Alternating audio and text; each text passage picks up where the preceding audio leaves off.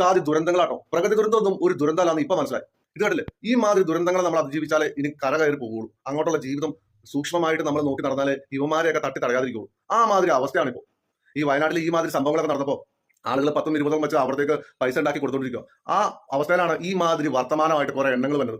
ഈ മതം കുത്തിക്കയറ്റിയിട്ടുള്ള പരിപാടി ഉണ്ടല്ലോ, ആ പരിപാടിയായിട്ട് ഈ വയനാട്ടിലെ കുറെ ആളുകൾ പോർക്ക് ഫെസ്റ്റ് നടത്തിയിട്ട് ഈ പൈസ ഉണ്ടാക്കി അങ്ങോട്ട് കൊടുക്കാൻ വേണ്ടി നോക്കിയപ്പോൾ ചില ആളുകൾ ഹറാമും ഹലാലുമായിട്ട് വന്നേക്കുവാണ്. എന്നാലും വല്ലാത്ത ജാതി അവസ്ഥ തന്നെ. ഇവിടെ ബീഫ് ഫെസ്റ്റ് നടത്തുന്നതിന് ഒരു കുഴപ്പമില്ല, കാരണം അവർക്ക് ബീഫ് കഴിക്കാം. അതുകൊണ്ട് ബീഫ് ഫെസ്റ്റ് നടത്തുന്നതിന് ഒരു കുഴപ്പമില്ല. നിനക്ക് പോർക്ക് ഫെസ്റ്റ് നടത്താനാണ് പ്രശ്നം. ആ പോർക്ക് ഫെസ്റ്റ് നടത്തിയിട്ട് ഈ പൈസ ഉണ്ടാക്കി അവിടെ കൊടുക്കുന്നതിനാണ് നിനക്ക് പ്രശ്നമുള്ളത്. നീയാണ് ഈ പൈസ കൊടുക്കില്ല, മറ്റുള്ളവർക്ക് കൊടുപ്പിക്കില്ല. അതാണ് നിന്റെയൊക്കെ പ്രശ്നം. എന്താ അവസ്ഥയാന്ന് ഓർത്ത് നോക്കി. നിന്നെയൊക്കെ എന്നാ പറയേണ്ടത് എനിക്ക് തന്നെ അറിയാൻ പാടില്ല. വല്ലാത്ത ജാതി. എന്റെ പൊന്നോ, ഈ സൈസ് ടീമുകൾ, മതം തീനികൾ, നിന്നെയൊക്കെ കണ്ട വഴിക്ക് ഓടിക്കണം. അതാണ് ഇപ്പോഴത്തെ അവസ്ഥ. തലയെക്കെട്ടുകാരാ.